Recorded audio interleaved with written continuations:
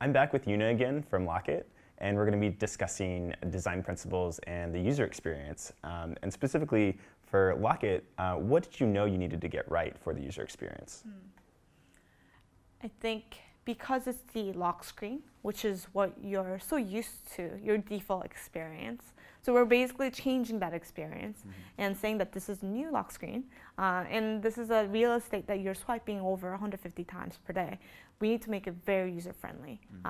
And the goal of the lock screen is so that you can unlock it so that you can go to your home screen, right? So we can't make it too long of a process either. Yeah. We want to make it simple. Also, you don't know who you're going to be with when you're checking your phone, the lock screen. So it needs to be okay for your kids to see, or for you to be able to just like wake up to it. So it needs to be delightful as well. Yeah. So when we were building the content on the lock screen, which is currently Locket, if we're just using the RSS feeds out there and just like slapping those images on the lock screen, it might not be delightful. You might see a lot of blood, or there might be a gun involved on the lock screen.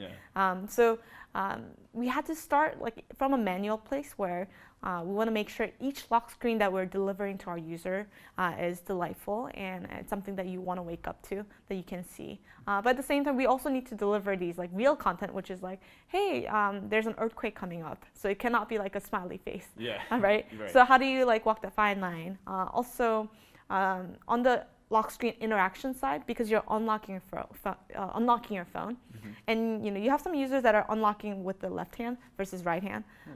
You got to make sure that the button here on the lock screen is something that you can touch from different angles. Yeah. I should be able to touch it, and like if this is like too below, it's hard to do that like with one hand. You have to like hold it with both hands. And also Android phones, there's the fragmentation is crazy. You have like next is the big tablet, that you have the small phones, and how do you make them all look okay on all of those devices? Right. So a lot of those considerations are involved, and also like the weather. How do we make the weather like shown well, and the clock? People also want to customize their lock screen, so I customize it using Locket, where you can just upload your own photo.